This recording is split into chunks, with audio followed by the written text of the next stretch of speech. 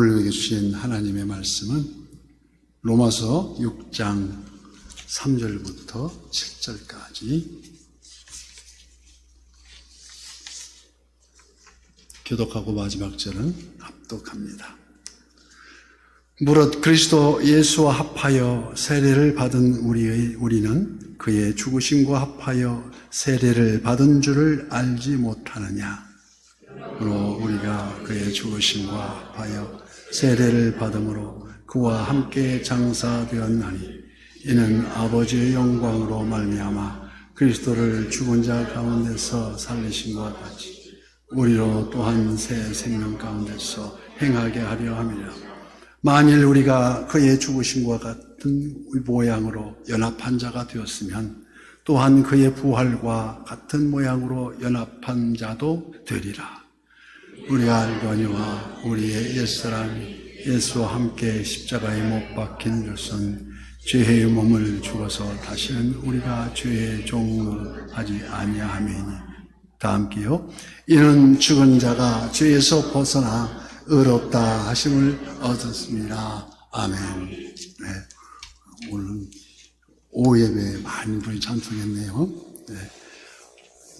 어제 본 예배에서는 우리 목사님의 은혜로운 말씀을 듣는 것으로 우리가 은혜를 받고, 오후에는 우리가 꼭 알아야 할 풍요로운 삶으로 나갈 수 있는 알아야 할 부분을 졸린 시간이지만은 그래도 열심히 꼭 알아야 돼야 하기 때문에 우리가 알면서도 그냥 지나쳐버리는 게 너무 성경의 구절이 많기 때문에 제가 적어서 드린 게 왜 드리는 줄 아시죠? 이게 읽고 자기 암기도 하고 그 말씀이 육신이 되어 우리 가운데 거하시는 하나님을 만날 수 있게 우리 항상 그 말씀 속에서 저는 늦게 이제 60이 다 거운 다 돼서부터 시작한 신학이었는데,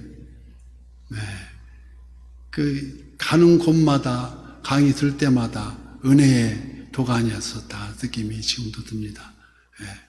그래서 하루 종일 묵상하면서 그냥 기뻐가지고 시편 1편을 묵상하는데 계속 해도 끝이 없이 주석이 머릿속에 나오고 그 기쁨이 잠자리에 들어서도 기쁨이 넘치고 그런 걸 왜 내가 몰랐을까. 해석이 자꾸 한 25번 정도는 해석이 다시 되었습니다. 이게 그때마다 그래서 그와 같이 오후 시간에 우리 가지고 있는 이 제목 가지고 나눌 때에 더 의심나는 것은 개인적으로 오셔서 저한테 물어보시고 은혜 받았으면 좋겠습니다. 그래서 오늘 제목이 그리스도 안에서 죄사함의 증표. 죄사함의 증표인데 앞에 붙여야 되는데 그리스도 안에서 다른 사람의 죄사함을 오직 예수 그리스도 안에서만 있을 수 있는 죄사함의 증표는 지금부터 예수님이 공생의 3년 반 동안 그 공생을 마감하시는 마지막 그 장면이 갈보리 십자가 흘리신 그 보혈로 그 모든 것을 다 이루었다는 게 뭘 이뤘다는 것입니까? 우리 태어날 때부터 의인은 없나니 하나도 없다는 우리를 구원하시기 위해서 십자가 흘리신 그 보혈이 마지막 결정체입니다. 그래서 장사된 지 사흘 만에 죽은 자 가운데서 다시 살아나셨으며 하늘에 오르사 그 하늘에 오르기 바로 전에 지상 명령을 마태복음 마지막 장이다 기록합니다. 그래서 너희는 가서 내가 처음에 했을 때 마지막 지상명령 그러므로 너희는 가서 모든 민족을 제자로 삼고 아버지와 아들과 성령의 이름으로 세례를 베풀고 내가 너희에게 분부한 모든 것을 가르쳐 지키라 하셨습니다. 그러면 어떻게 하신다고요? 너희와 항상 내가 세상 끝날 때까지 너희와 항상 함께 있으리라고 했습니다. 이 시간도 지금 하나님께서 우리와 함께 하심을 깨닫는 시간 되기를 축복합니다. 그래서 우리가 항상 지금도 우리 곁에 계신 주님 앞에서 어떻게 함께 하고 계십니까? 그걸 연합하여 있다 그러죠. 연합하여서. 그래서 요한 1장 7절 말씀에 그가 빛 가운데 계신 것 같이 우리도 빛 가운데 행하면 우리가 서로 사귐이 있고 그의 아들 예수의 피가 우리를 모든 죄에서 깨끗하게 하실 것이요. 그래서 요한 1장 7절 말씀에 그 프린트에 해둔 것이 그 말씀이 바로 예수님께서 십자가의 죽으심은 우리를 구원하시려 하나님께서 인도하시기 위함이요 우리 죄를 용서하사 깨끗게 하심. 그 증표가 바로 오늘 말씀드리는 세례입니다. 그 세례가 바로 그리스도인으로서 등록될 수 있는 조건, 자격 조건이라고 할 수 있겠죠. 그래서 우리가 세례교인 아니면 그냥 등록교인 그러죠. 그래서 우리가 세례교인이면서도 세례교인답게 우리가 지내는가를 오늘 상황에서 보면서 잘 깨달으시기를 우리 바랍니다. 그래서 사도행전 22장 16절 말씀에 이제는 왜 주저하느냐 일어나 주의 이름을 불러 세례를 받고 너희 죄를 씻으라 하더라. 그러므로 세례를 행할 때 씻음의 상징으로 물을 사용해야 합니다. 그래서 우리 침례교에서는 아주 온몸을 다 물에 적시죠. 물에 푹 지금도 그렇게 합니다. 그래서 우리는 흠뻑 손에 주면서 물로 세례를 주는데 그 물이 주는 의미가 깨끗이 씻음의 의미죠. 죄사함. 그래서 우리가 상징화가 참 많아요. 그래서 우리 지구상에 살 때도 지금 지구가 엘니노 현상, 온난화 현상에서 아주 지금 이상 기온이 지금도 이상 기온에 갑자기 영하 10도로 12도로 내려가 버리고 그게 다 지구 온난화 현상으로 지구가 점점 더 피폐되어 간다는 소리입니다. 그래서 아프리카에서는 굶어 죽어가고 기아선상에서 옛날에 잘 살기 좋은데 땅이 아프리카 땅이었는데 지금 다 피폐해져 가고 나무가 말라버리고 그래서 큰일이 아닌가. 그래서 우리 대림의 전에 다시 오실 주님이 가까우지 않았는가 우리 개인적으로 그렇게 생각합니다. 그래서 그 물이 인체 내에서도 똑같이 지구상의 물이 70%입니다. 태평양, 대서양, 이렇게 홍해, 쭉, 인도양을 합쳐서 그 물이 70% 차지하고 육지가 30%. 우리 인체도 똑같이 70%가 물입니다. 아주 신기하죠. 30%는 뼈고, 육지는 뼈고. 그래서, 해와 달이 있듯이, 남자와 여자가 있고, 그래서, 남자는 해로 주장하고 여자는 달로 하고 음양으로 하는데 그래서 우리 1년 12달이 아닙니까? 12달. 인체도 우리 간지가 12혈이에요. 12간지가 이렇게 줄기가 12줄기로 되어 있는데 1년 365일인데 365혈입니다. 혈이 흘릴 때 급설화가죠. 365혈.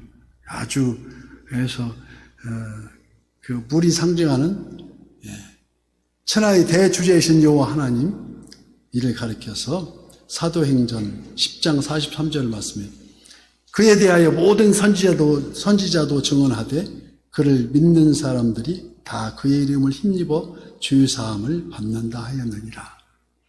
그래서 지금 우리 제 프린트해서 제가 써서 이렇게 드리는 게 지금 말씀드린 거 이렇게 다 이렇게 적어놨습니다. 그래서 하나하나를 묵상하시면서 꺼내 보시면서 이 구절은 내가 꼭 암기하기 얼마나 좋냐면 자꾸 암기하다 보면은 그 뜻을 이해하게 돼요. 아주 이해하게 됩니다. 그래서 우리가 영접하는 자고 그 이름을 믿는 자들에게는 하나님의 자녀가 되는 권세를 주셨으니 이게 우리가 은혜 받는 구절이죠. 우리들 삶 속에서 삶이 예배가 되어 믿음으로 영접하는 그 순간, 말씀이 육신하는 순간, 우리 마음이 죄로부터 깨끗하게 되었음을 우리가 세례를 받음으로 이는 마치 이 물이 내 육신을 깨끗게 하는 것처럼 하나님께서 우리 마음을 깨끗게 하셨다는 그 고백으로 우리가 세례를 받아야 된다 이거예요. 그래서 오늘 보면 3절 말씀에 무릇 그리스도 예수와 합하여 세례를 받은 우리는 그의 죽으심과 합하여 세례를 받은 줄을 알지 못하느냐. 이게 굉장히 어려운 구절입니다. 이게 겉에 보기엔 쉽게 보이지만은 그의 죽으심과 합하여 이 부분은 실로 아주 논리적, 이성적으로 납득하기가 굉장히 어려운 부분이에요. 잘 생각해 보십시오. 바울이 이 말은 그리스도가 죽으실 때 우리도 함께 죽었다는 것입니다. 바울이 그리스도가 죽으실 때, 십자가에 못 박으셨을 때, 그래서 신학 전문용어로 시 공간을 초월한 4차원의 영성, 이를 대표와 연합의 원리라고 합니다. 첫 아담에 범죄한 것은 아담 개인의 것이 아닌 그는 그 안의 대표로 범죄하였던 우리 그 아담이 전 인류도 함께 범죄하였다는 대표성을 띠고 있다는 것이죠. 그런 것이고.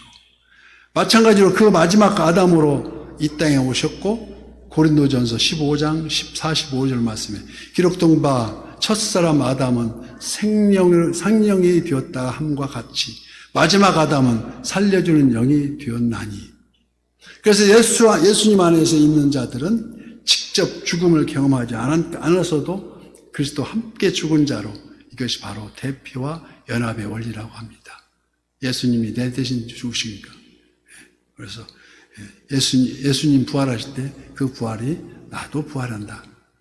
그래서 예수 안에 있는 자들은 직접 죽음을 경험하지 않고도 그리스도와 함께 죽은 자로 이것이 바로 대표와 연합 원리라는 것입니다. 문제는 우리가 어떻게 그리스도 안에 거하게 되느냐 하는 것인데 그 원리를 설명하기 위해 제시된 것이 바로 이 세례입니다. 네. 잘 생각해 주시기 바랍니다. 즉 우리가 받은 기독교의 세례의식은 죄 씻음과 연합을 상징하는데 더 나아가 죄를 씻고 그리스도와 연합을 이루어 성령 세례를 받게 된다는 것. 그래서 그로 말미암아 우리가 시공간을 초월하여 예수 그리스도와 함께 죄에 대하여 죽고 또한 부활에 동참하여 거듭나게 되는 아주 신비죠, 신비. 이것이 분명 신비라고 할 수 있습니다.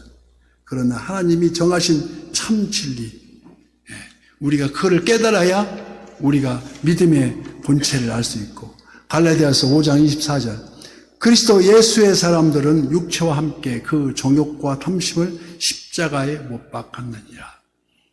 네, 요즘 말로는 다 못 박았지 다 팔팔 살아가지고 못 박은 기미가 하나도 안 보이고 다시 살아납니다. 그러므로 오늘 보면 4절 말씀에 그러므로 우리가 그의 죽으심과 합하여 세례를 받음으로 그와 함께 장사되었나니 이는 아버지의 영광으로 말미암아 그리스도를 죽은 자 가운데서 살리심과 같이 우리들 또한 새 생명 가운데서 행하게 하려 함이라. 성도는 하늘의 새 생명 속에서 사는 존재입니다. 새 생명이란 먼저 하나님의 은혜와 원리 속에서 그 속에 사는 생명을 가리키는데 전에는 아담 안에서 믿기 전에는 아담 안에서 죄와 사망의 원리 속에 살았습니다. 죽으면 어떡하지 하고 살았지만 지금은 그게 아니라는 것이죠. 그래서 옛 생명이 죄와 사망의 원리 속에 살아가는 것을 옛 생명이라고 표현합니다. 오리지널 신, 원죄라고 하죠. 그래서 그러나 이제 우리가 로마서 잘 알듯이 8장 1절 말씀과 같이 그러므로 이제 그리스도 예수 안에 있는 자에게는 결코 정죄함이 없나니 이는 그리스도 예수 안에 있는 생명의 성령의 법이 죄와 사망의 법에서 너를 해방하였습니다. 이게 바로 죄사함의 증표입니다. 우리가 죄사함 계속 누구지 옛날 부흥이 할 때 나이 드신 할머님이나 어머님들이 꼭 왔으면 한 번 용서 받았으면 되는데 계속 용서해 달라고 기도할 때마다 용서해 달라고. 물론 다시 잘못된 지은 용서를 받아야 되지만은 한 번 받은 용서는 계속해서 안 해도 다 알고 용서해 주심을 믿어야 되는데 그렇지 확실한 확증이 없기 때문에 다시 또 용서 고백을 하는 것입니다. 그런즉 누구든지 그리스도 안에 있으면 새로운 피조물이다. 이전 것은 지나갔으니 보라 새 것이 되었도다. 그래서 그렇다면 우리가 어떻게 되어야 합니까? 당연히 그리스도인에게는 그리스도의 성품이 나타나야 합니다. 이게 이제부터 굉장히 중요합니다. 그리스도를 믿는다고 하면서 그리스도와 동떨어진 길로만 간다면 이거는 그 믿음이 아니라 거짓이죠. 그래서 옛날 바리새인들이 하는 것은 바로 외식하는 게 바로 외식입니다.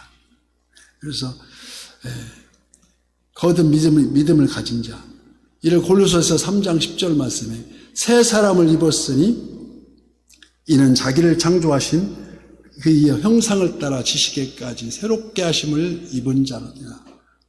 바로 새 사람을 입었으니까 이는 자기를 창조하신 그 하나님의 형상을 따라서 지식에게까지 새롭게 하심을 입은 우리들이라는 것입니다. 우리는 그리스도 안에서 의롭다함을 입고 새 생명을 얻었습니다. 그러나 이보다 더 놀라운 사실은 어떤 사실입니까? 우리 영적뿐만 아니라 육적으로 다시 살게 된 것이라는 사실입니다. 우리가 거듭난다는 사실입니다. 이 부분을 대부분 놓치고 삽니다. 살면서. 그래서 사도 바울은 고린도전서 15장 20절 말씀, 제가 메모해드리는 것 같이 그러나 이제 그리스도께서 죽은 자 가운데서 다시 살아나사 잠자는 자들의 첫 열매가 되셨도다. 아담 안에서 모든 사람이 죽은 것 같이 그리스도 안에서 모든 사람이 삶을 얻으리라. 그래서 여러분, 첫 열매가 의미하는 것이 무엇입니까? 이는 둘째도 열매 맺고 셋째도 열매 맺다는 계속해서 열매 맺을 것을 의미하고 있습니다. 이게 무슨 말입니까? 예수님 부활, 내 부활입니다. 그래서 산자와 죽은 자를 심판하러 오시는 그날 우리는 다시 주님 앞에 들림받는다는 말입니다. 그래서 이 부분을 휘우고 잘못 해석해가지고 이단을 만드는 사람도 있습니다. 그래서 언제 며칠 날 들리러 온다는 것, 그게 다 전부 다 허황된 말로 증명이 됐죠. 그래서 그리스도의 부활은 바로 성도의 부활이고 첫 열매로서, 그래서 주일 예배가 예수님 우리가 예수님 부활을 기뻐하는 찬양을 부르면서 드리는 예배가 주일 예배입니다. 그래서 오늘 본문 6절 말씀에 우리가 알거니와 우리의 옛사람이 예수와 함께 십자가에 못 박힌 것은 죄의 몸이 죽어 다시는 우리가 죄에게 종노릇하지 아니하려 함이니. 우리가 다시는 종노릇을 하지 않고, 그래서 우리가 죄에서 종노릇하고 사망 권세 아래에 있던 우리 옛사람은 이미 죽었다는 것입니다. 어디 죽었습니까? 예수님 못 박힌 십자가에 못 박혀 죽었습니다. 우리가 성령으로 그리스도에 연합되었을 때 우리의 옛사람은 이미 사라지고 없이 새 사람이 있는데 우리가 계속 새로워지면서, 그러니 눈 뜨면 감사가 넘쳐 흐르고 우리가 할 때마다 주님이 주신 은혜 아니면 살아갈 수 없음을 고백하는 것입니다. 우리가 성령으로 그리스도와 연합하게 됐을 때 우리 옛사람 이미 죽고 멸하고 없다는 것입니다. 오늘 또 사단이 정죄감을 일으켜 구원의 확신을 흔들릴 때마다 죽어버린 나의 자신, 옛사람을 다시 바라보는 자라 할 수 있습니다. 흔들리지 말아야 되는데 자꾸 살면서 흔들립니다. 누가 유혹합니까? 마귀, 사탄이라고도 하고 마귀가 흔듭니다. 뭔 중요한 일 있으면 자꾸 막습니다. 전도하면 전도 못하게 하고, 이게 보통 일이 아닙니다. 그래서 오늘 또 사단이 정죄감을 일으켜서 구원의 확신을 흔들 때마다 죽어버린 내 옛사람이 흘러버린 옛사람이 다시 생각나게 하는, 예전을 청산하지 못하고 있다면 이미 죽어버린 옛사람과 다시 상관하는 자가 아니겠느냐. 그래서 마지막 때의 증조인 양 이단 사교가 우죽순격으로 요즘 그렇습니다. 더 다락방이니 여호 증인이 말일 성도교인이 통일교 뭐 숱하게 많습니다. 지금 우리가 그 성경에 기록되어 있듯이 마지막 때 거짓 증인이 지금 또 계룡산에 가면 지금도 우리 예수님이 계시대요. 이단 사교에서 하얀색 그 망아지를 타고 배가 고파서 먹을 게 없으면은 동네를 한 바퀴 돈답니다. 왕거 타고 이렇게 망토나 빨간 망토를 걸치고 가는데 그러면 동네 엄마들이 하고 예수님 배고파서 나오셨다고 들어가서 이렇게 먹을 것도 주고 그런데요.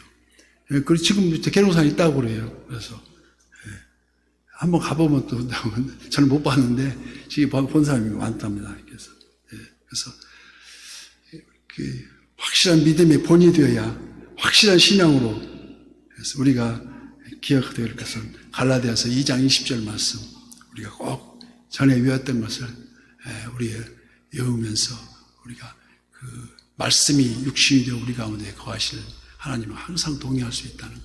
그래서 하나님의 말씀은 살아있고 활력이 있어서 좌우의 날선 어떤 검보다도 예리하여 혼과 영과 및 관절과 골수를 찔러 쪼개기까지 하며 사람의 마음과 생각을 판단한다고 하니 그 말씀이 있을 때마다 항상 묵상하고 또 묵상하고 그냥 끝까지 그 시편 1편에도 말씀 나오는 것이 복 있는 사람이 복 있는 사람이 이게 하나님 말씀 잘 듣고 복 받을 것 그런 얘기가 아니라 하나님 말씀을 읽는 자체가 복이에요. 복 있는 사람은 악인의 길을 쫓지 아니하며 주인의 길에 서지 아니하며 오만한 자의 자리에 앉지 아니하고 오직 여호와 율법을 즐거워하여 그 율법을 주야로 묵상하는 자로다. 그 묵상하는 자가 복이 있다는 거예요. 그래야 그 사람이 이는 시냇가에 심은 나무가 시절을 쫓아 과실을 맺음에 그의 잎사귀가 마르지 아니함 같으니 그 행사가 다 형통하리라. 악인은 그렇지 아니하며 오직 바람에 나는 교와 같도다. 그러므로 악인이 심판을 견디지 못하며 죄인이 의인의 회증에 들지 못하리로다. 대저 의인의 길은 여호와께서 인정하시나 악인의 길은 망하리로다. 그래서 우리가 오늘 우리가 해야 할 것은 우리가 다시 갈라디아서 2장 20절 말씀입니다. 내가 그리스도와 함께 십자가에 못 박혔나니 그런즉 이제는 내가 사는 것이 아니요 오직 내 안에 그리스도께서 사시는 것이다. 이제 내가 육체 가운데 사는 것은 나를 사랑하사 나를 위하여 자기 자신을 버리신 하나님의 아들을 믿는 믿음 안에서 사는 것이다. 이게 바로 우리가 살아가는 원리입니다. 오늘도 졸리는 시간에 살아가는 원리가 그렇구나 하고 갈라디아서 2장 20절을 꼭 집에 가서 한번 찾아서 한번 묵상해 보시기를 간절히 축복합니다.